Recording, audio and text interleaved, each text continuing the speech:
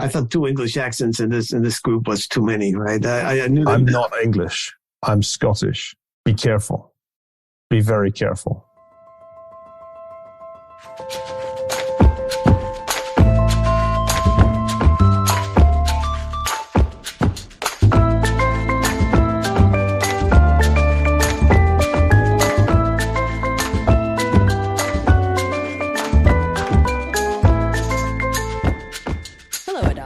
Hi, Vanessa. How are you feeling today?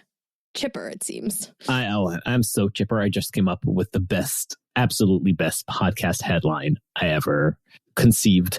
Yeah, don't tell the people what it is. Make them go to the dispatch to find out. Okay, yes. Don't even date it and have them message you. Is it this one? Yes, what is this headline you're so proud of? If somebody figures it out, it will be embarrassing for them. It will be embarrassing for me. But it's funny, different places have different conventions for headlines, and some audiences or outlets like the Dispatch kind of lend themselves to shameless dad joke punnery. Mm-hmm. Oh, it's my favorite. That is my favorite. And then I don't let you have any fun in uncertain things. I just shut down your puns whenever you pitch them, and pitch them you do. You let me have them in the newsletter. You let my pun flag fly. That's true, but not for the episodes. It's not the tone we're going for. Yeah, you're very into the 1-2 punch of mystery snark for uncertain. It's like the headline is like, ooh, what are we talking about? And then the subtitle is like, yuck, yuck, yuck, yuck, yuck. That's yes, what it is. That's exactly it. Anyway, today, we are thrilled to be sharing with you our first live event, virtual, but live with people together from all over the world at the same time. And it was with pod favorites Niall Ferguson and Martin Gurri. I mean, we didn't have to do very much at all. Niall and Martin really, really brought their A game. So that was the best part about it. Correct. Exactly. We I think, intervened for maybe a total of 6 minutes in the whole event, and they were just able to run free with their vivacious disagreements. Yes. Well, for those who, if you don't know who Niall and Martin are, shame on you. Go back in our back catalog. We have a great conversation with both of them. Niall Ferguson, economic historian, columnist for Bloomberg. Senior fellow at the Hoover Institute at Stanford and author of many books, including Doom and the Great Degeneration. Martin Gurri, former CIA analyst, author of The Revolt of the Public. The Unofficial Uncertain Things Bible. 2 brilliant gentlemen who we talked to about similar topics on different occasions, and who we were, as you mentioned, quite glad to discover that they disagreed a lot, which we didn't necessarily think or know that they would. So that was fun. So the theme that got this whole event together was the apocalypse, because we like talking about the possible ways in which our civilization could end. It started from me writing a piece for our newsletter. It was titled Cancel Vultures. See, punny title. That one I did come up with, and you let me run with it. I let you have your wins. The idea of the newsletter was following our conversation with Peter Turchin to tie in some of the threads from that conversation into previous talks we had with Gurri and Ferguson. And you said, maybe we should just bring them and have a panel. And we reached out to Gurri and Ferguson, and they both said, yes, we'd love to talk to each other on your live event. So there we go. We structured it around 3 or 4 different ideas that we cared about and we knew that they have been either writing or thinking about, in which our society is currently struggling. So we started with shall we say, the epistemic, or our knowledge institutions, just to get our media bashing out of the way. From there, we got to the second point of contention between Niall and Martin, which is whether we are at a second Cold War and whether said war is likely to get warmer. And not just a little warmer, but like nuclear warmer. And then on that note, we turn to ask whether we are being too apocalyptic and how that plays into our depression epidemic. We got a great round of Q&A, which sadly, to me at least, we had to cut short. Vanessa, do you want to explain to the people why we had to cut our Q&A short? Oh, Lord. I was trying out a new setup. Well, first of all, we had technically only scheduled an hour and a half. So technically, we were not cut short in that. We were 5 minutes over, actually. But second of all, in the middle of the Q&A session, I realized that my computer was not charging, and I could not, for the life of me, figure out why while trying to also moderate a panel discussion. And so I was ready for us to finish so that I could press stop and actually have the recordings from said discussion. Because if I hadn't, all would have been lost, and then it would have been a catastrophe. So catastrophe was averted. And we have a wonderful piece of audio out of it, of you bolting to the corner of your room to charge your computer at the very end. But the Q&A portion, I wanted to talk about that. It was awesome. So we had a little bit of back and forth about how long the Q&A portion should be, and we settled on half an hour. Who knows, maybe in a future event we'll actually extend it a little bit more, because it was just so nice to hear people's voices, because we talk about the void, but we also just talk into the void as podcast hosts. And so having people have real voices attached to real humans and real suits and outfits was just a really great experience for us. Especially some of the suits. No, but seriously, everything you just said, plus kudos on the idea to cap attendance. We originally capped it at 35 attendees, and we extended to 45 because of demand. But keeping it small actually allowed a higher percentage of people to participate, which felt more intimate and real. I don't know. I really like that. Also, thank you to everyone who subscribed to us as a result. And a few of you even decided to become paid subscribers, which is amazing because you make it possible for us to keep doing this thing that is just the two of us. So thank you. Speaking of people who support us and allow us to do cool things, shout out to Mr. Connor Lynch, who helped us produce the event. He was our wingman, making it all happen. So thank you, Connor. And lastly, Vic, we haven't forgotten about you. We usually do transcriptions a week after we publish the episode. Keep your eyes out on the uncertain.substack.com website. It will be there. And I guess with that, Niall Ferguson and Martin Gurri live. Okay, I think we are ready to get started. Welcome, everybody, to the first ever Uncertain Things live event. We are so excited to be here today. We have our esteemed guests, Niall Ferguson and Martin Gurri. We have a pretty exciting few moments up ahead for you. Some great conversation followed by Q&A. But you know what? We just want to get right into it. So, Adam, you want to take us away with the first question? Okay, so navel-gazing amoebas that we are as journalists, we're going to start by talking about the media. Martin wrote his incredible book, Revolt of the Public, about which is the unofficial, or have we decided that it's the official Uncertain Things Bible? He wrote about how technological change can affect social stability, and specifically how social media and the changes that we've experienced in how we communicate information are at the root of growing social upset.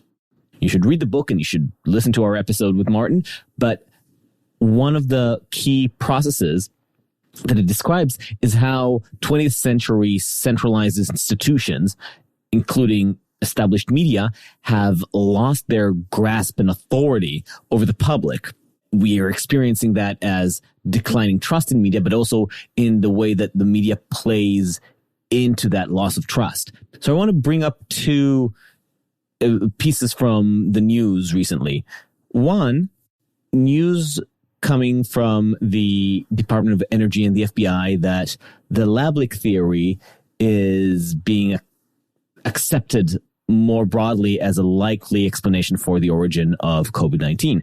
If you lived in this world for the past 3 years, you know that many a prominent news outlet has for years downright dismissed this hypothesis as a kooky, slightly racist conspiracy theory. And it seems that despite the updates, most outlets are still refusing to fully acknowledge their mistake to themselves. It seems to me as much as to their readers.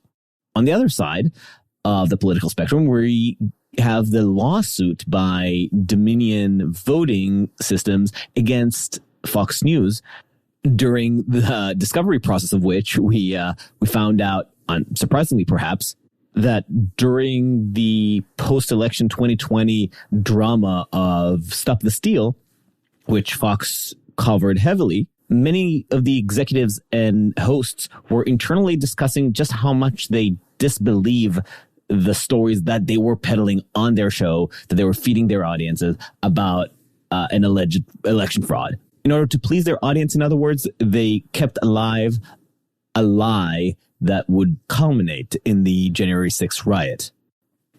What's fascinating to me is the different types of media dishonesty, where on the liberal side, you encounter what seems to be in ideological blindness and an unwillingness to admit otherwise.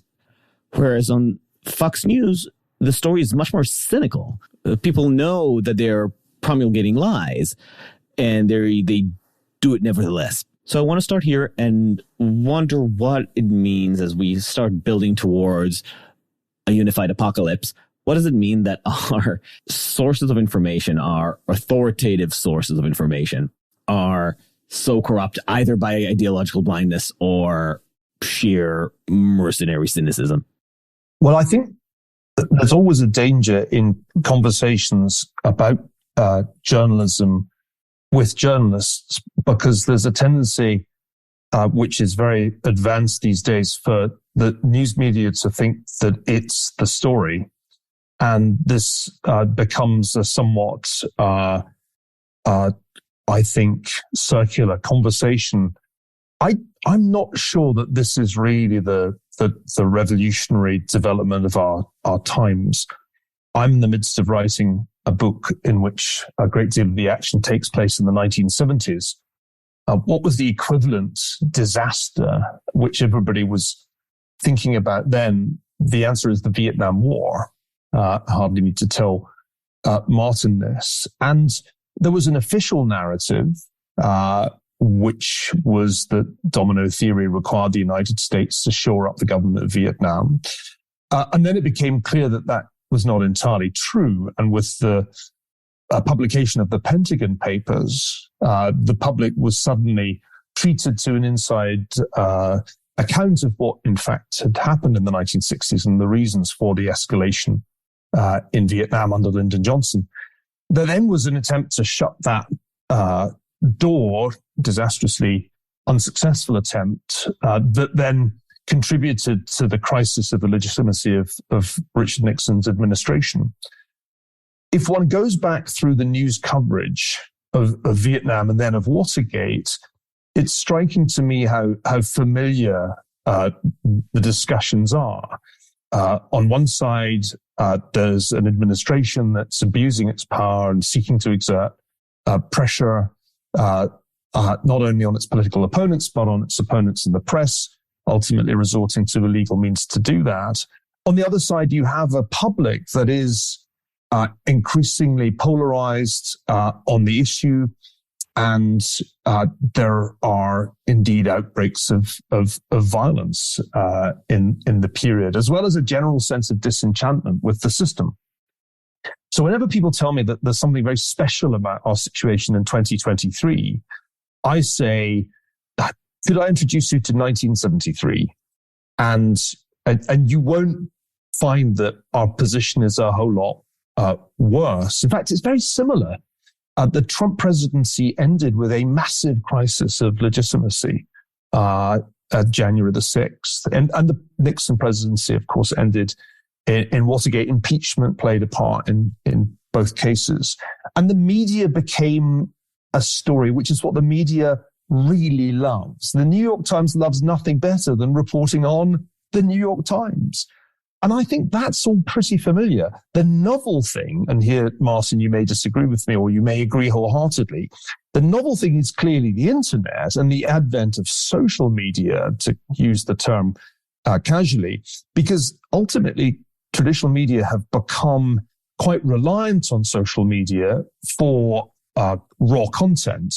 And I think the novel thing is really the way in which news has become structurally different in the age of the internet. That the old institutions play their old game. Governments try to manipulate the media. The newspapers want to write about themselves. That's all old hat. But what's novel is platforms such as Twitter, but also increasingly TikTok, in which a considerable amount of power is given to the user, to ordinary people who aren't journalists, to generate news and commentary.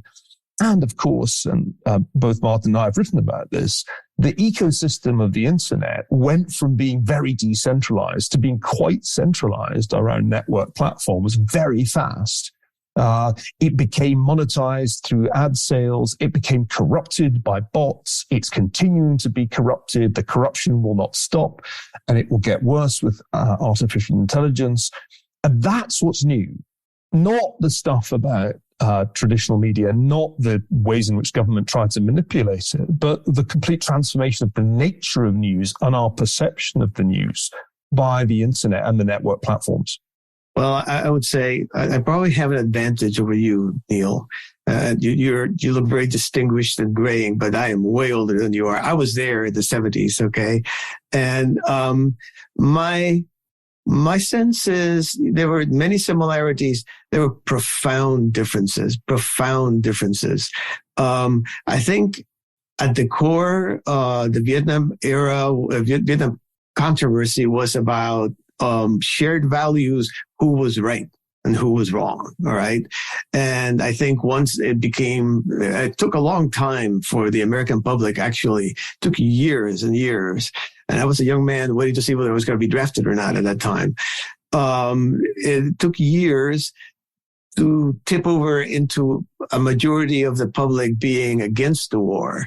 It took a lot of television theater in the Senate to persuade people that what Nixon had done made it impossible for him to stay president.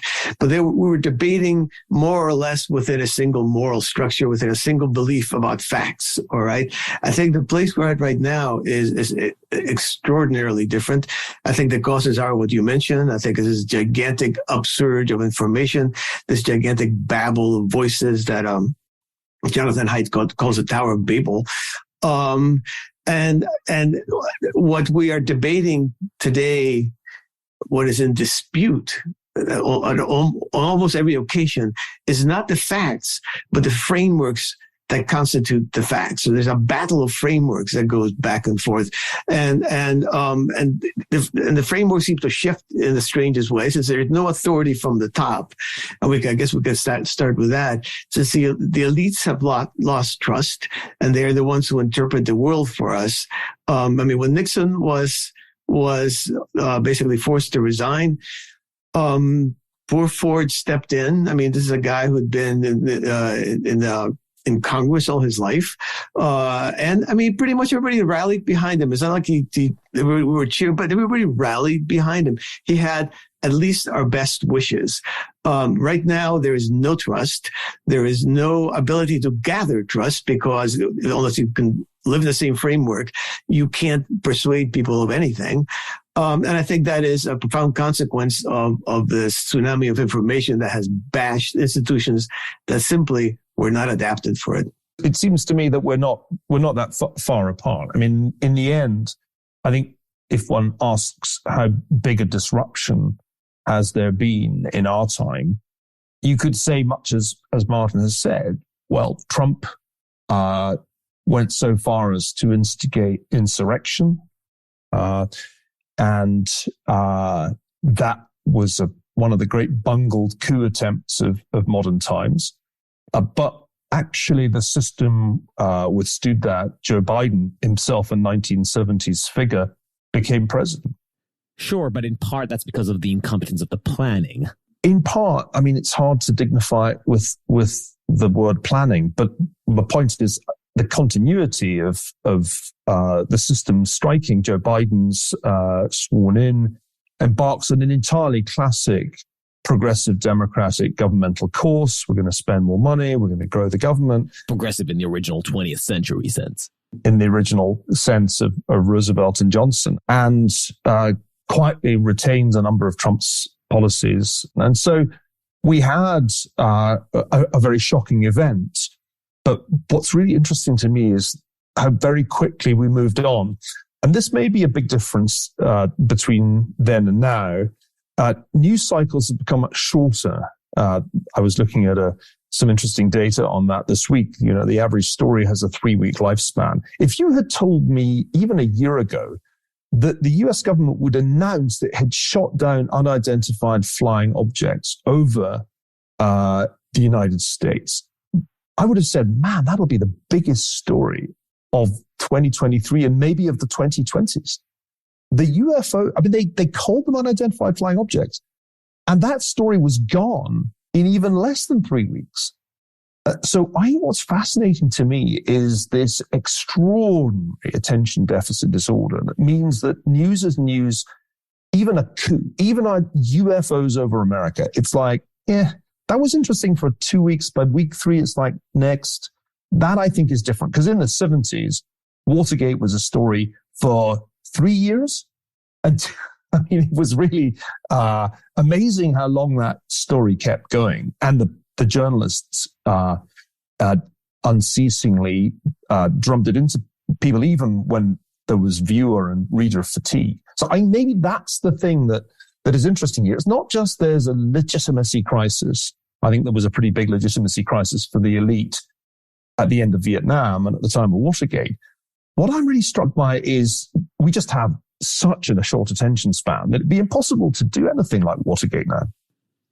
So here's why I think the lab leak actually is interesting. It's not just that established media seems incapable of moving on, because they were so attached to the idea that the lab leak is nothing but a conspiracy theory that they're now incentivized by covering their asses and are resistant of admitting a mistake. What's fascinating is the total lack of curiosity from people in the media industry.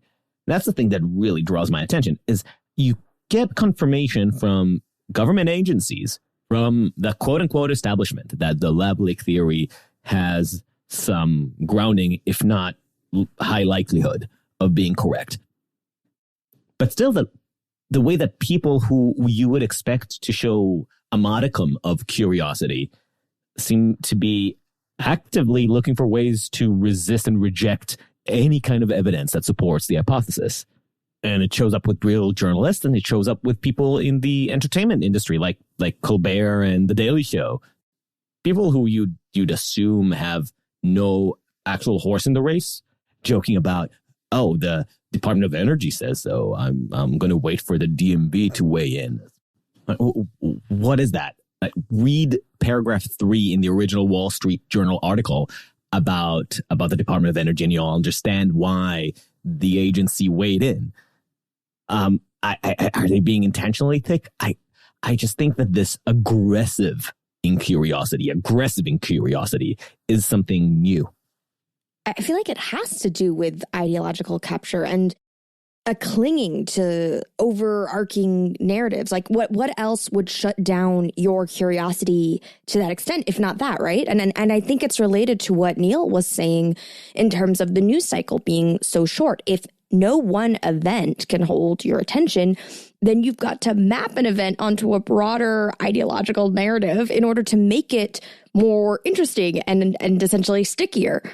But that's just the thing. What ideology exactly is being served or bolstered by denying the lab leak theory?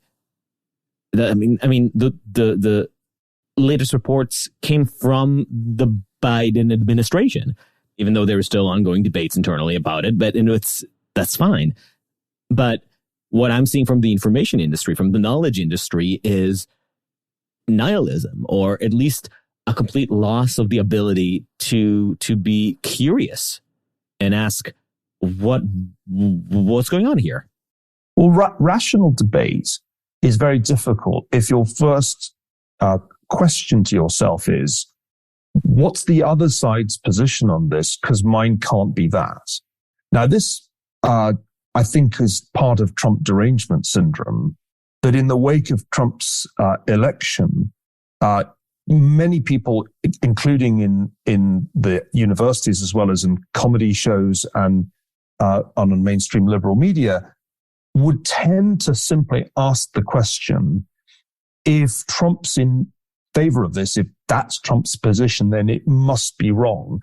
Now, if you remember the way that the COVID-19 pandemic began in the United States, initially, the left were the skeptics. They were more likely to say that it was just influenza, and that Trump, by referring to the Wuhan flu, was, of course, just engaged in racism. I can remember the pieces that appeared in the New York Times and the Washington Post, which made it seem as if the most significant thing about the pandemic was what it might do to race relations in the United States. Because Trump had staked out a fairly anti-Chinese position from the outset of his campaign, there was a reflexive tendency to think that anything that was negative about China couldn't possibly be right because it fit into Trump's narrative. Therefore, you couldn't possibly endorse it. Now, I was writing Doom in 2020, and it was very clear then that there were problems with the wet market hypothesis about the origins of COVID. It was distinctly plausible that there had been a lab leak. It was also already obvious that gain-of-function research had been going on into bat viruses and that the US had supported that research. All of that was quite obvious in 2020. You're right, Adam, that the incuriosity and willingness to censor the story, not only by mainstream media, but also by people in epidemiological circles. Think of the kind of mood that prevailed in some universities on this issue. The really remarkable thing is that ideological commitments, partisan affiliations transcended the basic curiosity that I still felt and I still feel about the origins of the pandemic. We're not even curious enough to have a proper inquest into what happened. Why did the United States handle this so badly? Lots of lockdown, lots of disruption, and still lots of deaths. There is no desire to answer that question. There won't be anything like the 9/11 Commission. I know that Philip Zeliko's tried to make it happen and been defeated because ultimately there's much more interest in partisan validation than in finding out what the hell happened. And that's disturbing. I would add to that, my friend Andre Mir, whose book, Post-Journalism, I recommend to everyone, talks about how the ideological sort of narrative anchoring of the media leads to what he calls discourse narrowing. I mean, suddenly there are all kinds of subjects that nobody pays attention to, and then a handful of subjects that everybody hammers on. So you have this enormous flow of information as never in history. I mean, many times, many levels of magnitude as never in history. And this conformity in the very poverty of subjects that actually get discussed with any kind of depth. Well, not to bring in the C word into the conversation, but Chomsky's manufactured consent is also very much around that idea, which interestingly was about Vietnam originally. Right. I thought the C word was China. I thought you were about to segue us, Adam. No, that would have been too smooth. All right, then I'm going to take us there. So we've already touched on it a little bit with UFOs and the lab leak, but I do want to talk about China more fully. So Neil, you wrote a Bloomberg piece recently, which cited a Rand Corporation study, What Makes a Power Great? And in it, they say it's namely economic productivity, technological innovation, social cohesion, and national will. So I want to ask you about these last two, social cohesion and national will, because both seem in short supply these days in the U.S. So Neil, what's your take on the lack of a strong, cohesive, optimistic narrative about who we are as a superpower? Like, does this lack of a narrative inevitably set us up to cede power and influence to China? Well, the Rand study was interesting, although I went on to point out that if you really want to define national power, the ability to manufacture weapons and ammunition for a sustained period is probably somewhat more important when push comes to shove. And you know, in any case, you can feel very lacking in social cohesion until someone attacks your territory and kills your people. And lo and behold, your national cohesion comes back. I mean, Ukraine was a deeply divided country. I know it well. I visited it almost every year over the last decade. Nothing has united that country, perhaps in its entire history, quite the way that the Russian invasion of last February did. So I think these sorts of worry tend to get overdone, and it's a somewhat academic view of power. In my view, the real problem the United States has at the moment is that it is in a Cold War. It's in a new Cold War with China. It's been in that Cold War for at least 4 or 5 years. The Chinese have probably been in it in their own minds for longer than that. And we do not have the kind of capabilities that we had in the first Cold War. And the opposition, the rival superpower, is significantly more technologically capable than the Soviet Union was. And that's really concerning. The thing that stunned me when I delved into it was just how quickly the United States would run out of hardware, of precision missiles, if it went to war with China over Taiwan today. In fact, it's already struggling to provide to Ukraine, right? Our stocks of certain categories of weapon have essentially been exhausted or are close to being exhausted by what in effect is a proxy war that we're waging against Russia with Ukrainian troops. So that's the big story in my view. We don't have the military industrial complex that Dwight Eisenhower worried about because we are really no longer the world's dominant manufacturing power. China now occupies that position, and China certainly could churn out a lot more weapons than the United States were it to be involved in that kind of war. Okay, so Neil, we're going to get back to your point about capabilities, but first I want to get your thoughts on something, both of you, and especially Martin, actually, because I still think that there's something different about what's going on here that does have something to do with social media and the way that it colors our engagement with the world. So here's my totally unscientific survey of this question. But I've been having conversations with my Israeli friends for over 7 years, since the Trump phenom has arisen in the U.S., about why things seem to have disintegrated so terribly in this country in terms of the political discourse. And my working theory for a while was that Israel just still has, as Martin said, a shared set of values. We work on a framework of familiarity, and while we may disagree about who's right and who's wrong, we're at least having the same conversation. And I thought this had everything to do with how small Israel is, the cultural similarity, the scale, and the fact that we had the experience of being under threat as a unifier. But then a friend of mine suggested that maybe the problem here is actually a lot more Martin Gurri-esque. Maybe it's about the fact that social media, and specifically Twitter, has had low penetration in Israel at the time, in contrast to the U.S. And I said, okay, that's interesting. If that's the case, let's see what happens if and when Twitter starts taking over the Israeli conversation. And sure enough, 5-6 years later, Twitter is the public square in Israel as well. And the tone of the conversation has completely changed.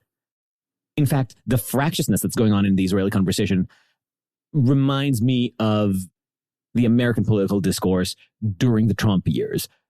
Much more siloed, much more heated, and not at all conversational.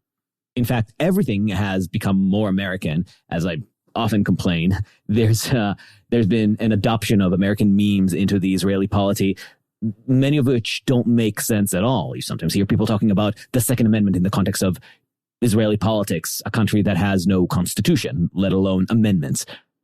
But all of this is symptomatic of the way that the political conversations around the world seem to have converged into a singular, vague mush of international culture war that no longer really makes any sense anywhere and is not really about policies or the realities in which people live, but it's about showing allegiance to an abstract tribe that only exists online.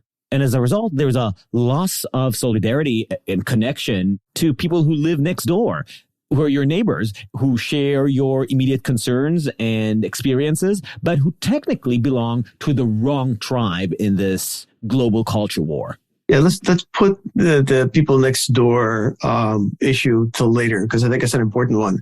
But I think part of the difference between my youthful days in the 70s and the 60s, alas, and now is we do spend, I think the average American spends something like 7 hours online, right? Okay, we plunge into this thing, and we are it's like the seedy subconscious of the human race, like the reptile brain of the human race, okay?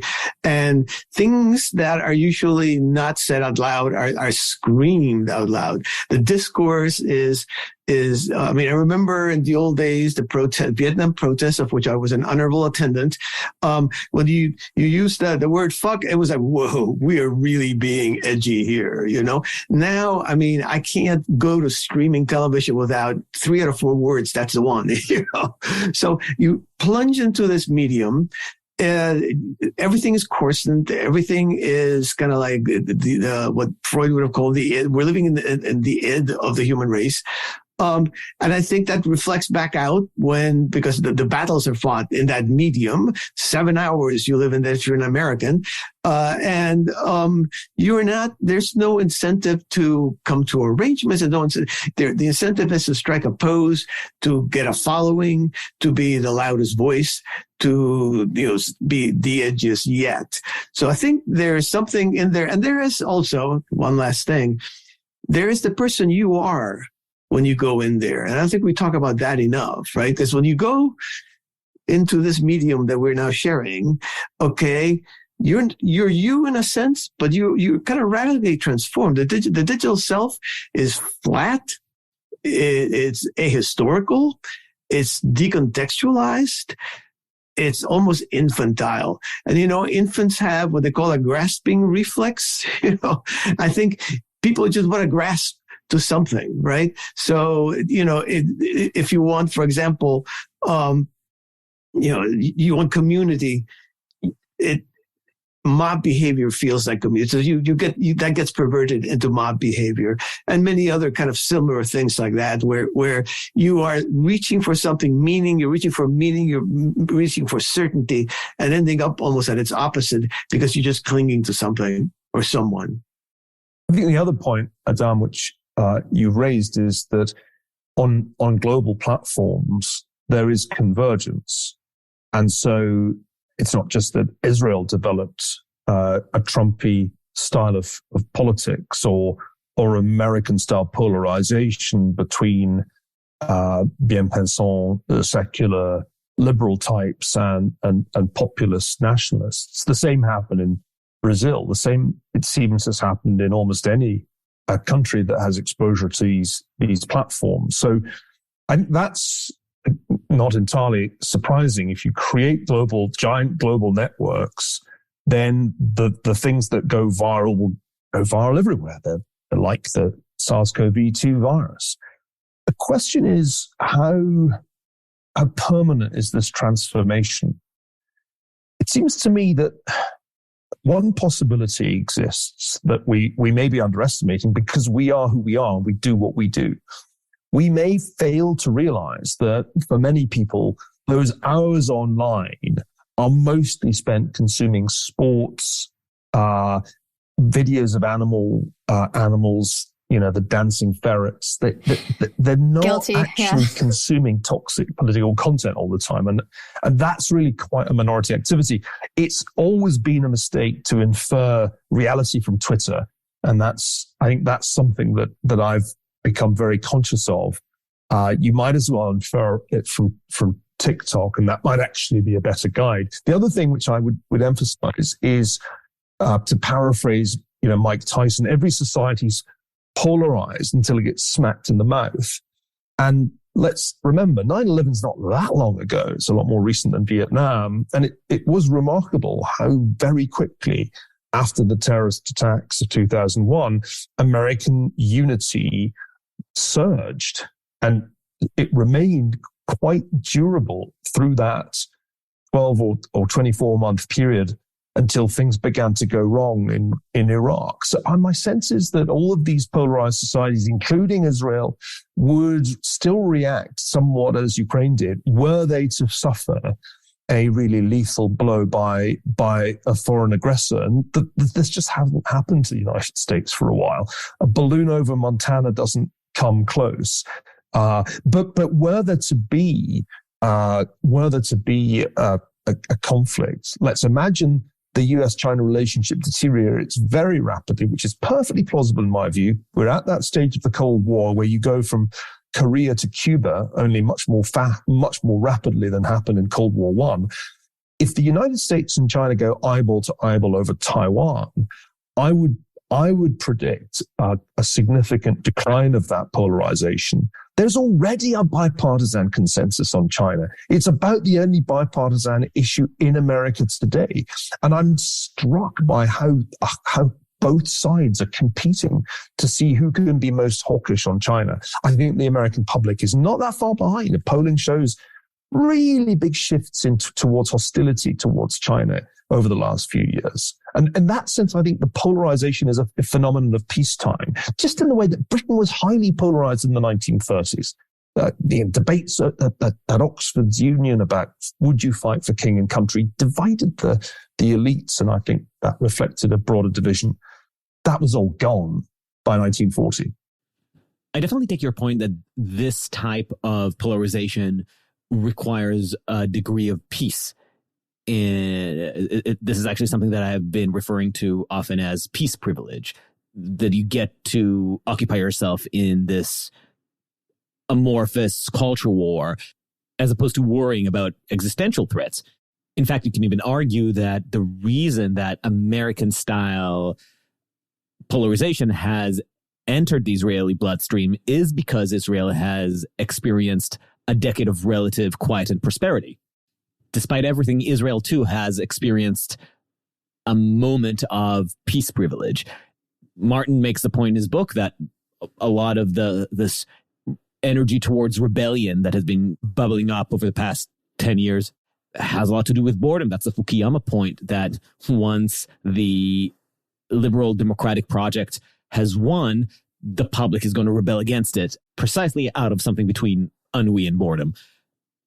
But that doesn't mean that the ensuing Sunni Shiite divide that is now playing out in the US, this religious war between right and left, won't outlive this moment of peace and prosperity. And in fact, there are signs that these divisions persist and even heighten during moments of real threat. Think natural disasters like the blizzard in Texas or the fires in California, or accidents like the train derailment in Ohio. I don't recall any sense of unity emerging from those moments. Yeah, but I think Neil just phrased it as a question, and I think that's probably the most important question right now. Right? Is to what extent is this a permanent structural horror that we're living through? To what extent is it we're living in this crazy world of fumes inside the internet? And that takes us back to the neighbors, right? And I very firmly have this principle, which is, I go online and go. Famous people like Trump and Biden are yelling at me online, and people want me to do this and do that, and the horrible things are being said of each other. Then I despair, And then I lift my eyes, and you guys can't see it, but there's my window out there. And where all these horrors are happening in my screen, there's my neighbors. They're walking their dogs, they're jogging, they're clipping their bushes, and they have no notion. Because I'm Cuban, I can tell you when a society is really broken. I came from one, okay? They have no notion of how amazing it is to watch that and how unaware they are of their own freedom and their own security, right? So, which is real and which is not? That is the most profound question right now, I think. Okay, before we turn to the question of mental health, I want to get back to Niall's point about the possibility of the Cold War turning hot. Is this a threat you feel we're not taking seriously enough? Well, Martin can comment on this too, I'm sure. The United States defense establishment is a very, very expensive operation.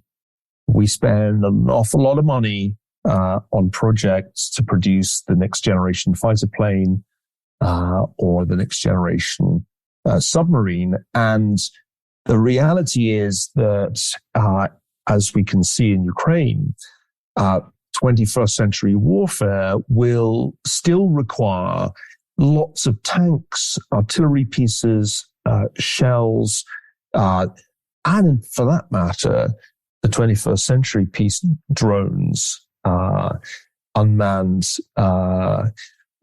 vehicles of varying kinds. And it's just hard to mass produce those with the industrial base that we have today. And I think that's important because latent in any Cold War is the possibility of hot war. And not just proxy wars. We need to bear in mind that if there's a war over Taiwan, it has clearly the possibility to escalate into a large-scale conflict, regional, if not global. Japan would be a combatant without question. There's no way the United States could fight a war to defend or liberate Taiwan without Japan's involvement. And the scale of such a conflict, Jim Stavridis tried to visualize it in a recent book, would be absolutely cataclysmic. Much, much larger than the war in Ukraine. And I do think this would focus minds like nothing else. Nothing quite like a sinking aircraft carrier to put aside the petty disputes of the internet. And this is the difference between war and natural disaster, Adam. A natural disaster, like a pandemic or an earthquake or whatever, you can turn that into retail politics. You can make that partisan issue. But an attack on U.S. forces or U.S. civilians is a completely different thing, particularly if there's... Because of the agency? Yeah. War is different because we think of it as a man-made disaster and we regard, not unreasonably, there as being malice at work. So I think that would drastically alter the landscape. And I do think the seeds of national unity have already been planted in the debates over the Chinese economic challenge, China's responsibility for the pandemic. We've got a measure taking shape at the moment to ban TikTok in the United States. The US Congress is on the warpath. The US Commerce Department has imposed really quite stringent sanctions on the Chinese economy in the last year, to an extent that people underestimate. We are on the road to war with China. The Chinese see that. Listen to what Xi Jinping just said in Beijing. And this makes all of our kind of meme battles, the endless and ultimately tedious debates about Twitter, it all will pale into utter insignificance if there's a war over Taiwan. So with that in mind, is the campaign that we're supporting in Ukraine, do you see that as a distraction or as good signaling that the U.S. will stand by its proxies? It plays exactly the same role in Cold War II that the Korean War played in Cold War I. It's the first hot war that makes you realize the new geopolitical landscape.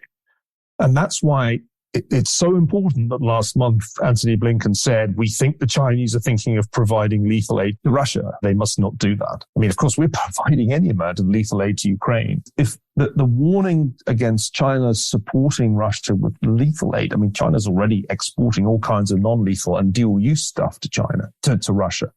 That's the classic Cold War paradigm where both sides end up arming their proxies. But we'll get to the Cuban Missile Crisis, which was, of course, the most dangerous moment of Cold War I, I think much more quickly than we did in the 1950s and 60s. I think we'll get to that Taiwan crisis quite quickly. And that will be an absolutely decisive moment in world history, because if there's a war, it will be disastrous economically and in other ways.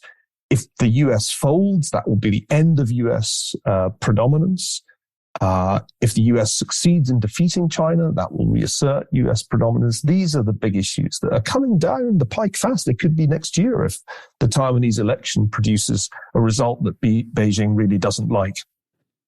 Okay, we said we were going to talk about the mental health epidemic. So with the granted possibility of a nuclear standoff, are we society, not just Vanessa and I, being too much or too little catastrophical in our mindset? Seeing the state of depression, widespread depression in the U.S., you've made a point, Neil, in one of your articles that we have been so focused on teen depression that we've myopically missed the point that this is actually a society-wide problem. Deaths of despair going up all over the country, opiate epidemic, fentanyl epidemic, suicides. We are a sad and lonely country at this moment. Is our depression the cause or the result of our miserable politics? I mean, one question I would ask is, with those kind of pathologies, and the younger you get, the more severe they become. And I was just thinking about that because, I mean, the first thing you need if you're going to go to war is, unfortunately, a goodly supply of young men, all right?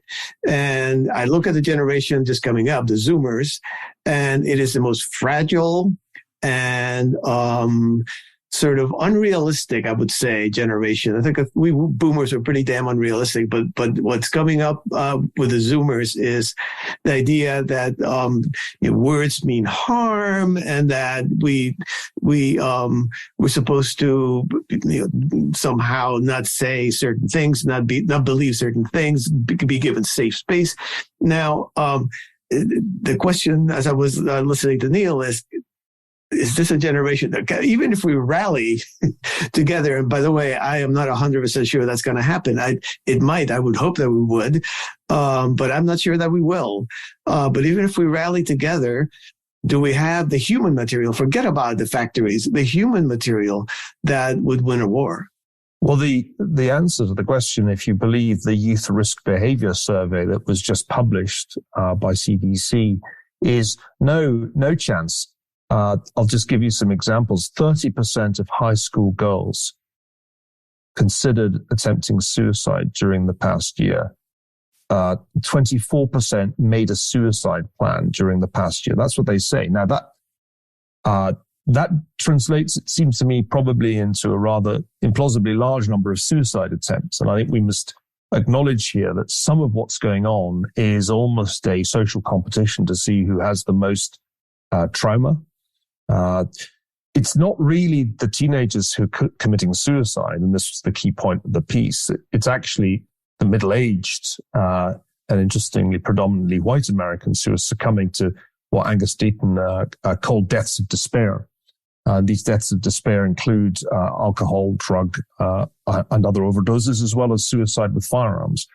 I'm more worried actually about those deaths of despair than I am about the suicidal fantasies or broodings of teenagers. But I think if you add it all together, there's no way you can avoid concluding that something's very wrong with the mental health of Americans at all, pretty much all ages. Maybe the boomers are the least affected by this.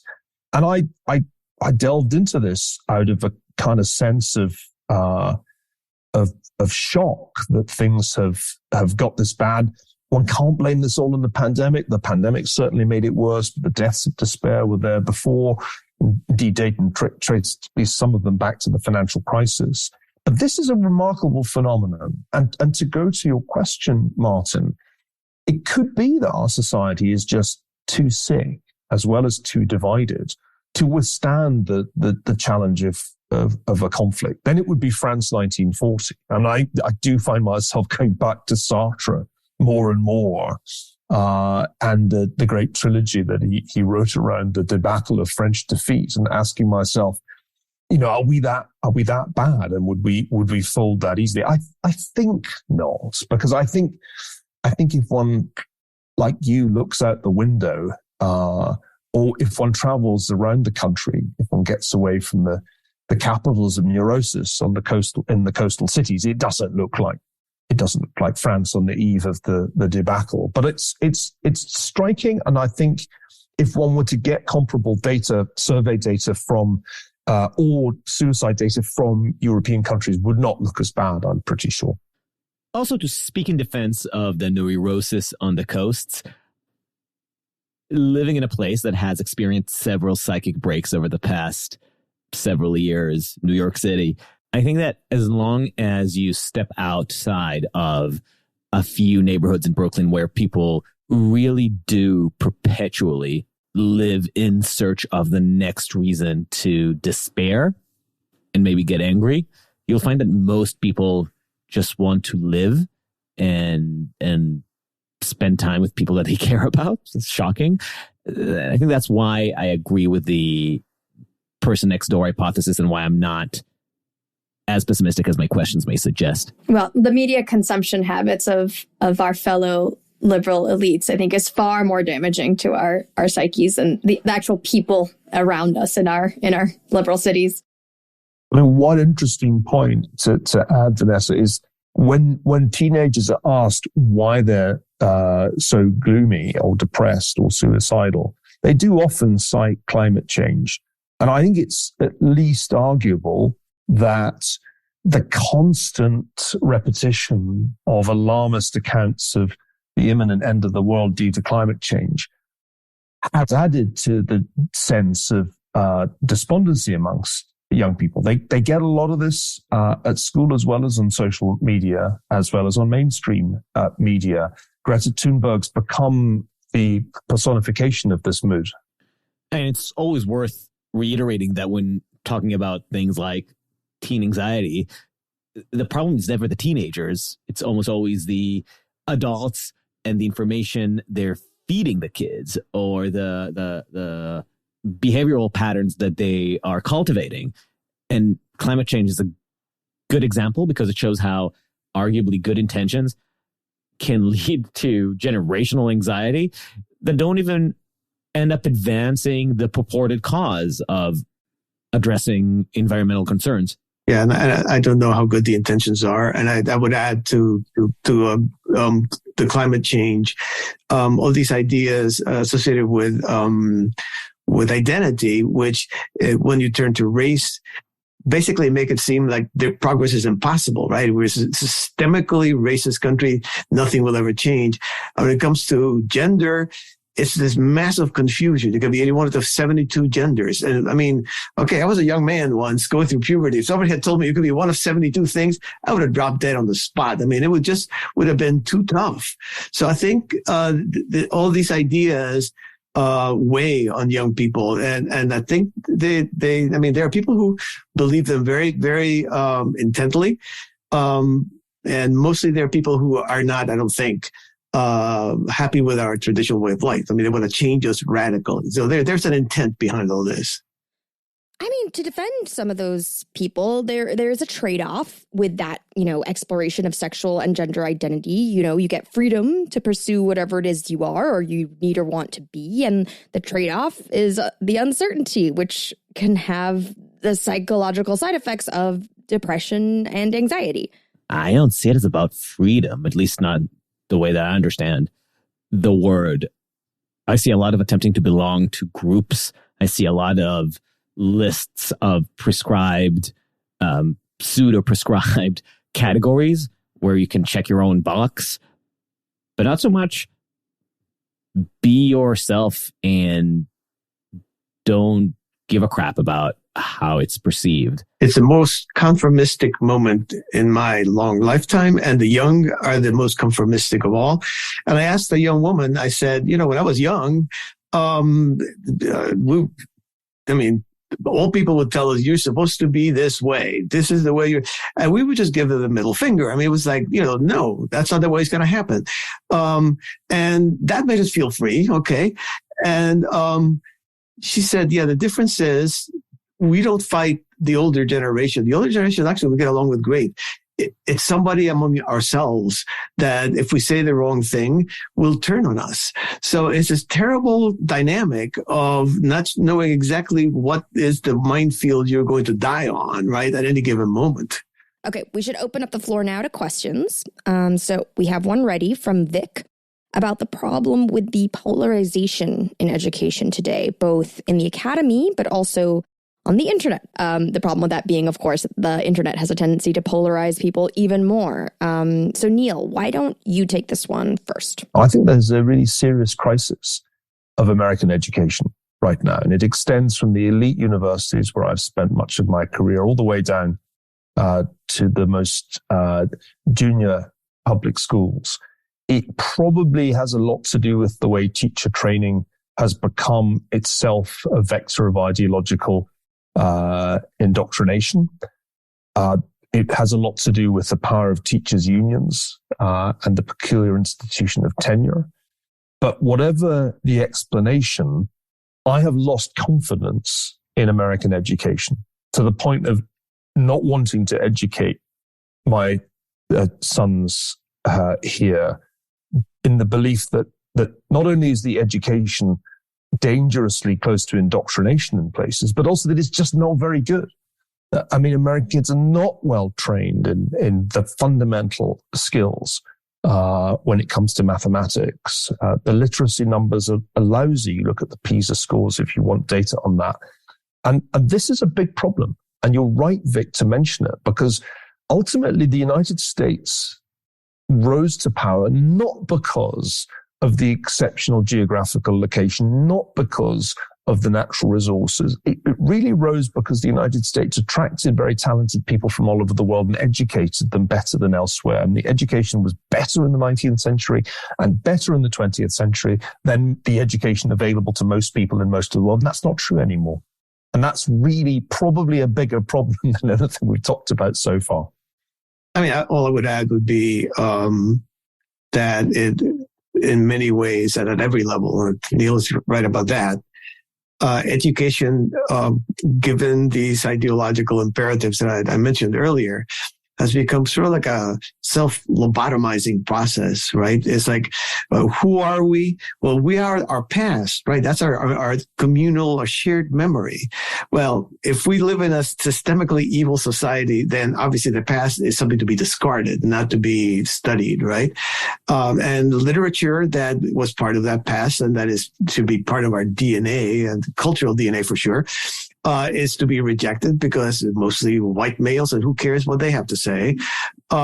So I think that the kinds of knowledge that in times of trouble people turn to, which is in the past, they look at this history and look at this, poem. I mean, poetry is what I go to when I am troubled, all right? I feel like that's way better than any kind of preaching, any kind of prose. It reaches your soul. If we discard literature, we are really lobotomized. We lose ourselves in a certain way. And I think our education today is well on the way to doing that. Okay, let's go for another question. Hi, everyone. Thank you for the talk. That was excellent. So I am from London and in my 20s. And I was just wondering, shorter question, what is the biggest threat that is keeping you up at night? Is it the escalation with China, or is it something completely different? And then maybe as a follow-up, at least most of my peers here in London, if you ask them what threats keeps them up at night, it is the end of the world through climate change. And I was just wondering, why there is such a disconnect between what people have anxiety over. Martin, why don't you go first? Oh, okay. Well, what keeps me up at night is I am much more sanguine about China than Niall is. I do not believe, what do I know? Having lived through the old Cold War, this one doesn't feel like one to me yet. It's missing a powerful ideological element, which was really what gave the Cold War its salience. I feel like we are, as the moment when the printing press was assembled, and within 100 years, Europe was plunged into the 30 Years' War. We are in a moment of informational transformation in our structure, and many things happen that we think we're doing one thing, but there's a knockoff effect and something else happens.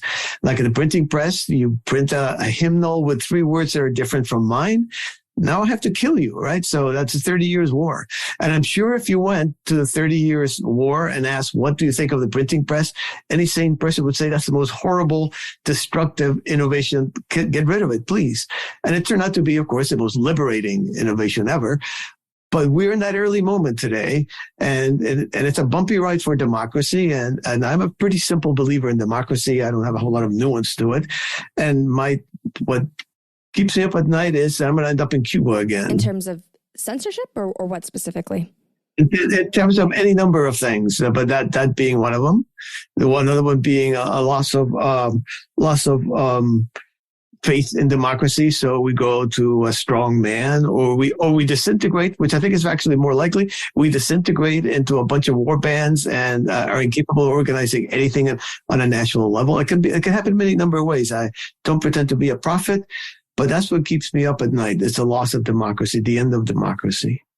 Hard for me to disagree with what Martin said, because the book, The Square in the Tower, basically is based on that analogy with the 17th century and the idea of the internet as the printing press. And the only thing I would add is that the difference between now and the 17th century is nuclear weapons. And I think we decided to stop worrying about them after 1991. And that was a mistake, because they're there, and they are the thing that really would keep me awake at night if I had trouble sleeping. I mean, logically, that's just the thing that makes the 21st century and the second half of the 20th century scarier than previous centuries. We do have the capacity to destroy vast numbers of people very, very quickly with those weapons. But I actually have a terrible confession to make to you, Will. I know I should worry about nuclear war, or indeed the 30 Years' War, but in practice, because I belong to the generation of that was born in the 1960s, I worry much more about Manchester City overtaking Arsenal and winning the Premier League. I think you probably should be able to relate to that, Will, but I genuinely worry much more about that than it's probably entirely healthy. I don't know. That might actually be a healthier perspective. I thought 2 English accents in this group was too many, right? I knew that. I'm not English. I'm Scottish. Be careful. Be very careful. We'll leave that aside for the sake of the next question. Hello, my name is Kutlu. I am from Istanbul, and that was an excellent talk, really. And my question is, in the Cold War, there were the first Cold War between US and USSR. There were also some trade-offs. What would be the trade-offs between US and China? I'll go first, since I'm more committed to the Cold War analogy than Martin is. By the way, I disagree with Martin. There's a very ideological dimension to this, but it's much more apparent if you're in China, or for that matter in Russia, where they constantly go on about the difference between their systems and our decadent and corrupt democracy. So I think we shouldn't underestimate how ideological it looks, at least to the other side. So you're saying it is ideological. We're too decadent to see it. Right. I mean, we underestimate the extent to which they are criticizing our most fundamental values, including democracy. Indeed, particularly democracy, but also a whole range of more recent developments. Wait, you're saying China is not in favor of classical liberalism? Correct. And Russia is extremely anti-woke and seeks to exploit conservative sentiment or populist sentiment in the West by rolling out tropes that also work quite well on Fox News. So I think we shouldn't underestimate the ideological character of Xi Jinping. He is a committed Marxist-Leninist. The Standing Committee on the Politburo is far more wedded to Marxist-Leninist and even Stalinist ideology than people in the West realize, partly because people in the West are bamboozled by visits to Shanghai and Beijing and don't really pay attention to what the Chinese Communist Party says to itself. I mean, the trade-offs in Cold War I, I'm not sure how far they really included constraining Germany and Japan, but there's no doubt that Germany and Japan were constrained in Cold War One. I'm not sure how big a threat they would otherwise have posed. The interesting point about Cold War One is the enormous economic benefits to the United States. The spin-offs from defense tech were enormous. They included the internet. Let's not forget where that originated. So there are benefits as well as costs to Cold War. The costs took the form of what I've called the Third World War, where large-scale conflict raged in what it's fashionable to call the Global South. And I think if one looks at the new Cold War, it's conceivable that there will be proxy wars, and maybe Ukraine's the first of a series. But it's also conceivable that there will be benefits. I'm sure the US is investing more right now in artificial intelligence and quantum computing than it would have invested had we carried on believing in a win-win relationship with China. So I think this is the right way to think about it. One must always remember, though, there is this danger in any Cold War that it becomes hot. In homegrown AI. Right, correct. Martin? My sense of what the trade-offs were in the Cold War One was we often had, as we do in every war, to hold hands with some pretty slimy characters because they just happened to be on our side, right? And I mean, let's face it, we were allied with Stalin, who's about as slimy as they come in World War II, and we had some pretty seedy people in the Cold War. Pinochet. Yeah, that was one. There were many others like that. Since I don't subscribe to the Cold War II concept, I honestly don't know what the parallel would be with that today. Except to say that ideologically speaking, the difference is the reason we sided with those people in the old days was because they stood in our minds and in their own mouths as bastions against communism, right? And I don't know a single country in the world that reads Xi Jinping's pronouncements and goes, that's the way I want to be, right? I mean, it's not even a system. It's an evolved, I don't think they are Marxist-Leninists. There's some weird combination of a skeleton of a Marxist-Leninist totalitarian repressive state and a kind of like a mafia of people who have inherited from a second generation. I mean, that it's a very weird thing that is not exportable. And that's the main thing, that the communism in the old days, and people forget this, appealed to very, very pure souls. It was not bad people who went for it, and many, many idealists who did. So the trade-off is, I think, in our benefit in that regard. I see a question in the chat I'd like to ask, and this might be our last or maybe second to last question, depending on timing. So Adele Bala in the chat asks, what are your thoughts on the declining fertility rates? Is it the existential threat that some online seem to believe? Or could less people having children be a quote-unquote natural response to overpopulation, especially in countries like Japan? Well, it's a great question to ask, Abdul. If you look at the China challenge, the most obvious bit of reassuring information from an American or Western standpoint is that China's population is going to plunge.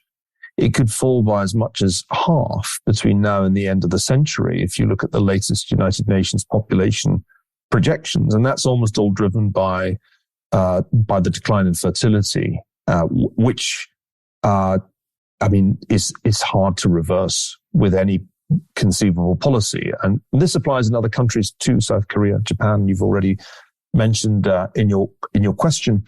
But remember, this isn't globally true. Because in Africa, it hasn't yet happened, and therefore there's going to be a very sustained growth in Africa's population. And indeed, all the population increase in the world between now and the end of the century will be in Africa. What that leads to is anybody's guess. You could imagine Malthusian scenarios. You could imagine mass migration to Europe. But I think we have to remember that peak humanity is not yet here, as long as that continues to be the case in Africa. I don't have Elon Musk's fear that we're going to just die out through a lack of procreative energy, and even he can't compensate for that. That seems a fairly unlikely scenario because I can see, if one takes a very long view, no really good explanation for why fertility increased in England in the 18th century. That was an important prelude to the Industrial Revolution. It's one of the most important demographic shifts that happens. There are big demographic shifts that also happen once modern medicine starts to make real inroads on infant mortality and family size changes. So this is a trend that I'm not yet going to turn into a kind of species-ending secular phenomenon. It might well be that in changed conditions, you could see fertility recover in parts of the world. I wouldn't rule that out. Yeah, fertility is really unpredictable. That has been through history. I would say that the decline here, when at least anecdotally, and I guess don't quote me on this, but just a thought. It seems to me, again, when I talk to young people, it's the same thing that we were talking about before. If the world is going to end, and if human beings are essentially destroyers of the earth, and if we live in an unjust society, why on earth would you want to bring up a child into that? So I think in a very strange and mysterious way, our moral dilemmas that we've been talking about, our moral crisis almost, are tied up with our fertility cycles. Okay, one last question, but we will definitely cut you off if you take longer than 30 seconds. So who do we have, Connor? Well, good evening, everybody. That was absolutely fascinating talk, Martin. I'm really sorry it's another English accent for you to contend with. So very quickly then, my question is, do you believe that China is deliberately keeping the Ukraine war going and not using any influence it has with Putin in order to deplete Western munitions so it allows it to more easily attack Taiwan? And this is a quick follow-on from that. What would Europe's response be to any attack on Taiwan? Would we join in militarily in a response? Thank you, Damien. Damien, I love your suit, by the way. Neil, you want to take it? I don't think China's prolonged the war. I don't think China's in a position to stop the war. I think the United States may have prolonged the war, and indeed it's arguable that Britain contributed to that at an early stage in the war, and I think there was a way of at least trying to stop it. That's one for the history books. We can't really say at this point for sure. In the event of a war over Taiwan, the United Kingdom's in many ways committed through AUKUS, although it's not clear how binding the commitment would be. I think the Europeans would try their hardest, the Germans in particular, to be non-aligned. Be very hard for them to do, though, because their security depends on the United States. So they're not really non-aligned. Can we squeeze in just one question that isn't Cold War? We can only have 5 seconds left, logically. We can do a haiku. Okay, rather than a 5-second question, let's have Martin and Neil leave us with some parting thoughts. If I may, I feel like conversations like this tend to talk about tremendous social and political forces and so forth. And I always try to remember and to make people remember that, there is such a thing as human agency. And much of what the future will be like, it's not going to be determined by the internet.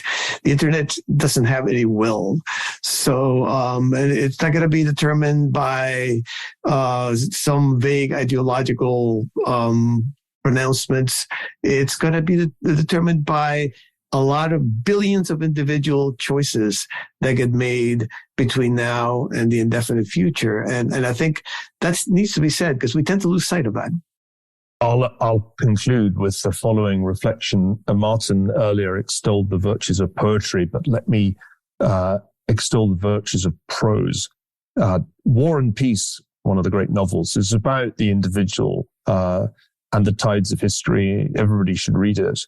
The thing I've read the most, with the most pleasure recently has been the novels of Thomas Hardy. And Hardy constantly... I wrote my thesis on Hardy. There you go. Hardy constantly reminds us not only of agency, but contingency, that we as individuals can make one small decision that can have catastrophic or very benign consequences. The real essence of this conversation is how do we remain sane in an apparently crazy world bent on self-destruction? And the answer is to read Hardy. Talking of Englishmen. Harding in his first description of the heath in Return of the Native, I think he says that the landscape suggested tragic possibilities, which I think is a perfect way to wrap up this conversation. Maybe that will end up being our title for this episode. If you have not yet read Doom or Revolt of the Public, shame on you. If you haven't listened to our previous episodes with these two fine gentlemen, shame or as much shame on you. No, but seriously, thank you all for joining us. Thank you, Martin. Thank you, Neil. Thank you, Connor. Thank you, all of you, for your questions and participation. And share us with your friends and enemies. And stay sane. Thank you. Thanks, everybody.